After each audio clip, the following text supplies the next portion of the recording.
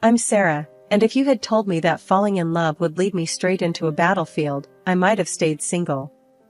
But here we are, or rather, here I was, fresh into medical school, with dreams bigger than my budget. I had been studying at the college for a couple of years, living off ramen and coffee, and picking up night shifts at the local hospital to keep the lights on. Then, at a typical blowout student party, filled with too loud music and cheap beer, I met Tom. Tom was something else, polite, a bit too clean-cut for these parties, and always with a clever comment. He was studying law, and not just anywhere, but at one of those schools where his classmates were more likely to end up on TV than not. "Hey, I haven't seen you around before," I said, making my way through the crowd to where he was standing by the makeshift bar. He looked up, a bit surprised, then shot me a smile. "Just hiding from the chaos, Tom." He extended his hand, which I shook, feeling the firmness of his grip. "Sarah," I replied. "Med student by day, coffee zombie by night." He laughed. "Sounds intense. Law's a snooze fest compared to that." We hit it off instantly. Within weeks, Tom and I were a thing, and I was happy. I mean, really happy. Then came the day he wanted me to meet his folks. I should have seen the storm coming. His parents lived in one of those massive houses where you could play hide and seek and actually need to call for help to find each other. I remember standing at their door, decked out in the nicest dress I owned, which suddenly felt too plain. Tom's mom, Mrs. Waverly, opened the door, and her eyes did a quick scan from my head to my toes. The chill in her hello could have frosted a cake. "Mom, this is Sarah." "Sarah, my mother," Tom introduced us, unaware of the ice in the air. Mrs. Waverly forced a smile. "Pleasure. Come in." Dinner was like sitting in a court where I was both the accused and the only witness. The table was set like something out of a magazine, with more forks and knives than I knew what to do with. "So, Sarah, Tom tells us you're in medical school. That must be interesting," Mr. Waverly said, in a tone that suggested he found it anything but. "It is, sir. Every day's a new challenge," I replied, trying to keep my voice steady. Mrs. Waverly joined in, her words sharp and quick. "And you work as well?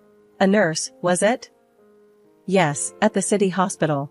It's a good experience," I said, feeling my face heat up. She smirked. "Oh, a nurse. Well, we always need someone to clean up, don't we?" Mr. Waverly, meanwhile, had excused himself, mentioning something about needing to check on some work in his study. A convenient escape. The rest of the evening didn't improve.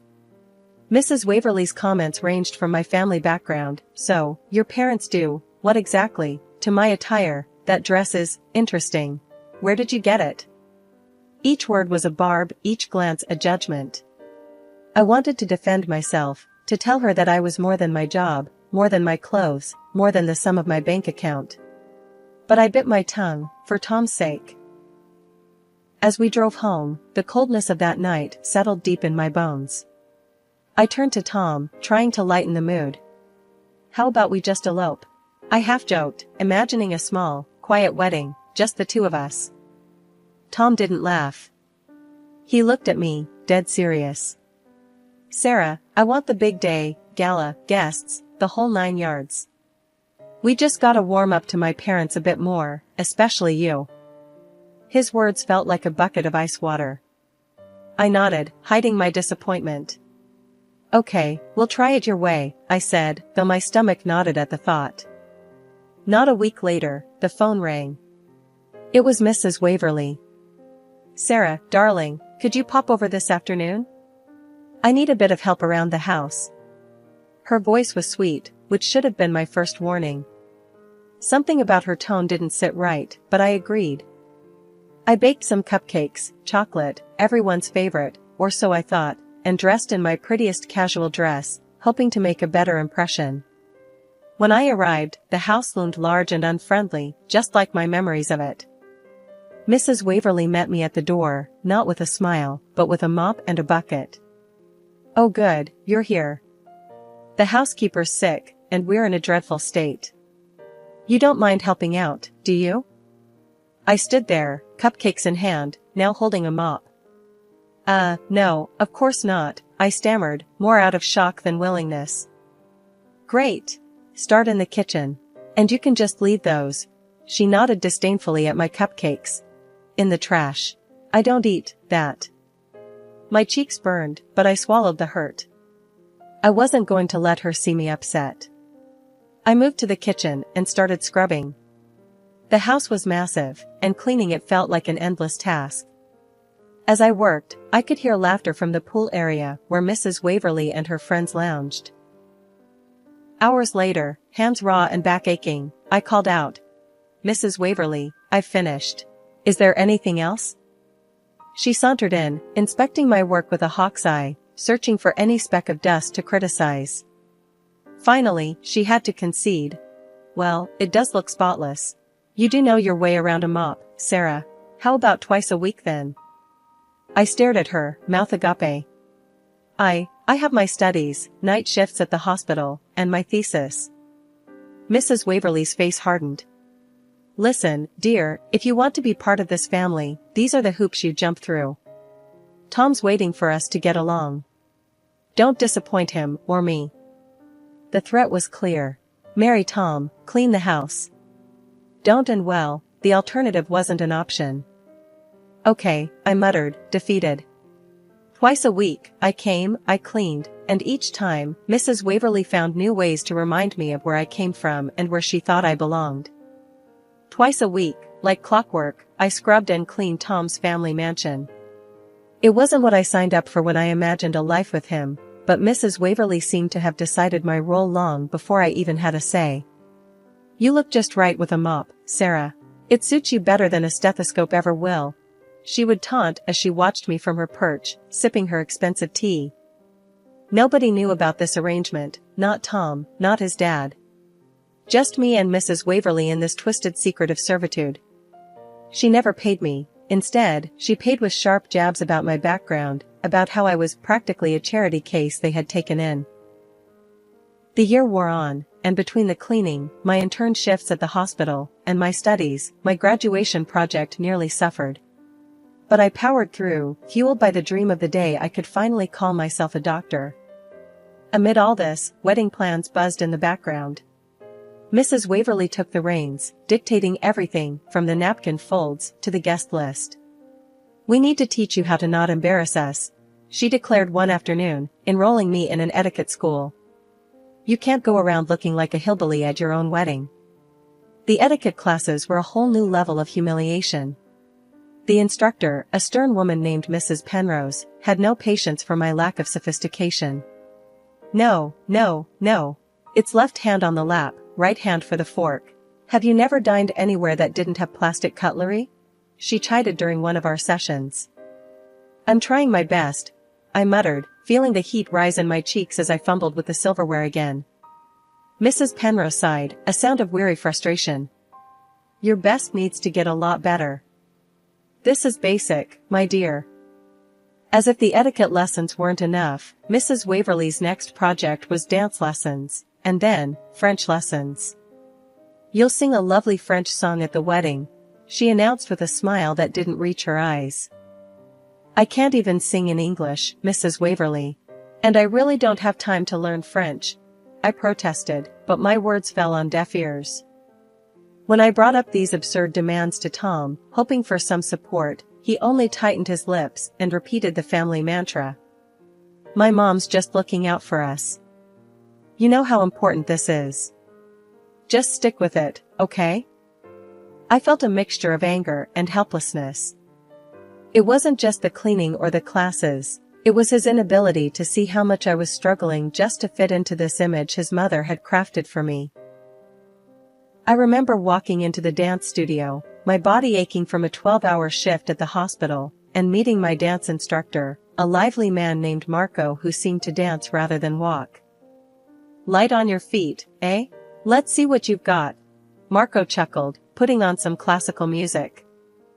I tried to follow along, but my movements were clumsy, my mind too full of medical terminologies and French vocab I had crammed the night before. Whoa, It's dancing, not wrestling. Marco laughed, stopping the music. Relax, you're too stiff. Imagine you're floating. Floating's hard when you feel like sinking, I admitted, half laughing at my own sad joke. As I lay in bed that night, the weight of the world seemed to press down on me. Etiquette, dancing, French, cleaning, each demand piling on top of the last until I felt I could barely breathe. The wedding was fast approaching, and the tension was as thick as the fancy curtains in Tom's family living room. Mrs. Waverly, always plotting, decided a bachelorette party was in order, a final hurrah before the big day, she said. I arrived at their house, dressed casually but elegantly, hoping to at least enjoy an evening without tasks or lessons. Mrs. Waverly greeted me with a smile that didn't quite reach her eyes. Sarah, darling, so glad you could make it. Here, you must try some of this champagne, it's from Tom's father's collection. I hesitated. Oh, I don't really drink, I murmured, trying not to make a scene. Nonsense. She laughed, handing me a flute filled with bubbly liquid. It's a celebration. Just one glass won't hurt. The room was filled with her friends, all elegantly dressed, their eyes sharp and calculating like birds of prey. Feeling the pressure, I took a small sip to appease her, intending to set the glass down and forget it. But the room started spinning soon after, and everything became a blur. I woke up suddenly to the harsh sensation of cold water splashing on my face. Mrs. Waverly stood over me, her expression twisted with fake concern that quickly shifted to scorn. Look at you. Drunk and passed out. How disgraceful. I blinked, trying to orient myself. The room was still spinning, and I could hear murmurs and snickers around me. My eyes found Tom and his father, both staring down at a phone. Mr. Waverly's voice boomed. This is outrageous. I knew she wasn't right for our family. What's going on? I managed to stammer, my voice hoarse, my mind racing to piece together the situation. Mr. Waverly, face red with anger, thrust the phone at me. The screen showed pictures of me, but not just any pictures. In them, I was sprawled on the couch, my clothing disheveled to reveal my underwear, a bottle of alcohol carelessly placed in my limp hand, and a cigarette dangling from my lips. My eyes were closed, head lolling in a way that screamed of a setup. I felt my heart sink. I didn't do this, I whispered, looking up at them, my plea clear in my eyes. Tom looked from the phone to me, his expression torn. Mrs. Waverly cut in, her voice sharp. Oh please, look at yourself. Do you expect us to believe you're innocent? This is who you really are, Sarah. No, you've got to listen to me, I started, my voice gaining strength as I found my footing, despite the dizziness. I didn't drink that much. Just one glass, and I didn't even want it. Something was in that drink, you did this. Mrs. Waverly feigned shock, her hand at her chest. How dare you accuse me of such a thing? After all we've done for you, this is how you repay our kindness? The room was thick with tension, the air almost suffocating as accusations flew. Standing there, soaked and humiliated, I knew I had to take control of the situation. I'm going to the hospital, I declared, my voice steady, despite the chaos. I'll donate blood for tests. If they find anything, any drug that shouldn't be there, I'm reporting this to the police. Mrs. Waverly's face drained of color, her usual composure slipping as the gravity of my words hit her. She glanced around, her eyes darting between the shocked faces of her guests and her family. It was just a sleeping pill, she blurted out, the words spilling from her lips in a panicked rush. I just wanted to lighten up the party. I didn't mean any harm. Tom's face was a mix of anger and disbelief. Mom, how could you? He turned to me, his eyes softening. Sarah, I'm so sorry. Please, let's not involve the police. Think about the family's reputation. I looked at him, really looked at him, seeing the desperation in his eyes. It was always about the family's reputation, wasn't it? Never about what was right. I won't go to the police, I said slowly, but on one condition. What is it? Tom asked, relief flickering in his eyes. I'm not your family's cleaner. Not anymore. And I'm certainly not working for free. The silence that followed was heavy. Tom and Mr. Waverly exchanged looks of shock, clearly unaware of what I had been put through. Mrs. Waverly attempted to smile, her usual charm seeping through her facade. Let's not dwell on past misunderstandings. We were all preparing for the wedding, after all. I cut her off, my patience wearing thin. It's not a misunderstanding. For the past year, your wife has had me cleaning your house under the pretense that it was just helping out. I was never paid, and all the while, she pocketed the money meant for the cleaner. Mr. Waverly turned to his wife, his voice low and dangerous. Is this true, Helen? She hesitated, then nodded, her eyes avoiding mine. I thought it would be a good test of her character, she muttered. Test of her character? I echoed, incredulous. Is that what you call exploitation? Mr. Waverly's face was a mask of anger and embarrassment. He looked from his wife to me, the pieces falling into place. Sarah, I owe you an apology. I had no idea. Tom took my hand, his touch gentle. The wedding is still on if you want it. I'm sorry for all of this. Really sorry. I nodded, accepting his apology, but feeling the weight of his mother's gaze on me. As the room began to clear, Mrs. Waverly leaned in, her whisper harsh against my ear. I'll find a way to separate you two. This isn't over. On the day of my wedding, draped in a gown that made me feel like a princess out of a fairy tale, I was floating on air. Yet, every so often, Mrs. Waverly's thinly veiled threats echoed in my mind, casting long shadows over my joy. As we stood at the altar, Mrs. Waverly approached, her steps measured, her smile too sweet. Sarah, dear, it's time for your surprise. Remember?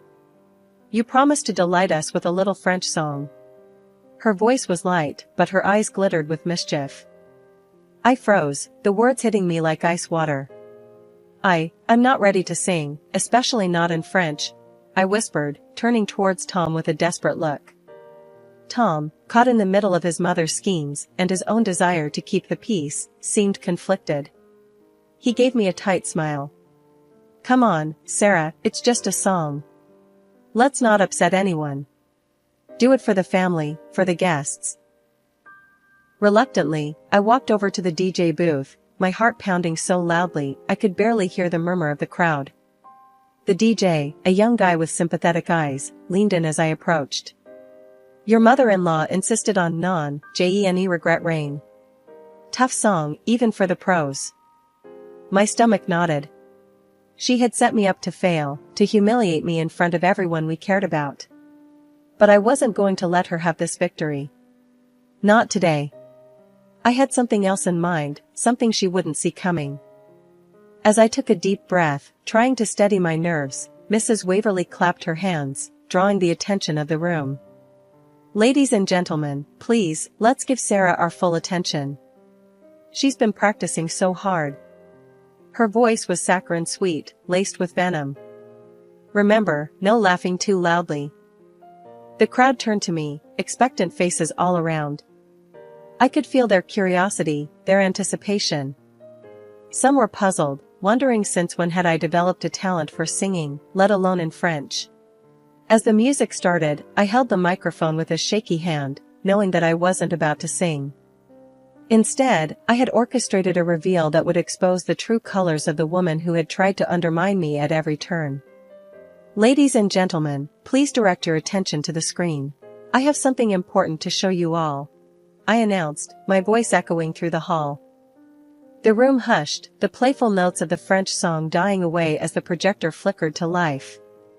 Instead of the romantic vistas of France, the screen displayed a series of images and videos that captured Mrs. Waverly in intimate moments with the young pool cleaner. The gasps and murmurs swelled into a loud buzz as each new image made her deception clearer. Mrs. Waverly's face turned a deep shade of red, then white as she realized the extent of her exposure. She spun towards me, fury contorting her features. You wretch! How dare you invade my privacy like this? She shrieked, her composure breaking like thin ice underfoot. Tom was staring at the screen, his expression one of disbelief. When he finally spoke, his words were like daggers. You've destroyed my family's reputation with your spite. You're just an ungrateful beggar. You should have appreciated what we were offering you." My heart felt heavy, but my resolve did not waver. "Tom," I replied, my voice clear and unwavering, "you can't destroy what never existed.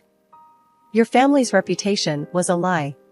With that, I took off my wedding veil, placed the microphone back on its stand, and picked up my bouquet from the table. I walked up to Tom, and with everyone watching, I threw the bouquet at his feet. I could never marry a man who refuses to stand by me, who can't see the truth for what it is. The room was in chaos, whispers turning into shouts as the implications of the scandal began to sink in. Mr. Waverley turned to his wife, his voice laced with disgust. "How could you do this to us? To our family?" Meanwhile, Mrs. Waverley, now completely unhinged, tried to salvage her dignity, but it was too late. The damage was done. "This is not the end, Sarah. I won't let it end like this," she hissed, her eyes darting around the room, looking for any ally in her downfall. But there were none. The guests were a mix of shocked and appalled, their faces reflecting a range of emotions from pity to disdain. The image of a united, respectable family had shattered, replaced by the reality of deceit and betrayal. As I walked out of the church, the weight of the dress felt lighter with each step, the cool air kissing my face with promises of new beginnings. Behind me, the sounds of a family unraveling filled the air, a poignant reminder of the bullet I had dodged. The aftermath was indeed tremendous. Mr. Waverley filed for divorce, and Mrs. Waverley found herself ostracized from the community she had once reigned over. Their family's business suffered as partners pulled out, unwilling to associate with scandal. Tom was left to deal with the fallout, his once unshakable belief in his family's integrity shattered. Years had passed since that fateful day at the altar, and I had since become a practicing surgeon, my days filled with long shifts and life-saving decisions. I had built a new life, one that was mine alone, shaped by my choices, not by deceit or manipulation. It was a typical day at the hospital when she came in, a patient, frail and barely recognizable, cloaked in tattered clothes, a stark contrast to the affluent attire I had once known her in. It took me a moment, but then the recognition hit. It was Mrs. Waverley, the mother of my ex-fiancé. She was wheeled into the emergency room, her face etched with lines of hardship and time, her eyes reflecting a mixture of pain and desperation. As the attending surgeon, it was my job to assess her condition. She needed surgery, urgently, but a quick check revealed she had no insurance, a fact that added yet another layer of complexity to the situation. "Dr. Sarah Thompson," she said, her voice a hoarse whisper as she recognized me. It was the first time she had addressed me without a sneer, and the irony of the moment wasn't lost on me. I need help. Tom, he's turned me away. I have nowhere else to go." "Mrs. Waverley," I started, keeping my voice professional, devoid of the emotions churning inside me. "You need surgery. But without insurance, it's complicated." She clasped her hands together, the once flashy rings she wore now absent, her fingers trembling. "Please, could you pay for it? Or at least do it for free? I'm begging you." Her plea was pathetic, a far cry from the commanding tone she once wielded like a weapon. I took a deep breath, the weight of her request heavy on my shoulders. This was more than just a medical decision, it was a moral crossroads. "Mrs. Waverley," I said slowly, each word deliberate. "I'm a surgeon, not a charity. You treated me horribly, manipulated your son against me, tried to ruin my life. You're not my responsibility. But I have nothing left," she countered weakly, the fight seemingly gone from her voice. "And whose fault is that?" I replied, my tone colder than I intended. "You made your choices, Mrs. Waverley. You chose to deceive, to scorn, to alienate. Now, you live with those choices." She looked at me, her eyes widening slightly as if seeing me for the first time. Not the young woman she could bully, but the doctor I had become, hardened by years of saving lives and surviving the cuts of both scalpel and scorn. "I will ensure you get the minimal care required by law," I continued, turning away to hide the conflict inside me. "But I won't pay for your surgery. I won't bend the rules for you. You need to make arrangements, or the state will." Leaving her in the care of the nursing staff, I walked out of the room, her soft sobs fading behind me. It was a harsh stance, perhaps, but life had taught me that mercy was a luxury sometimes, especially for those who had never shown any themselves.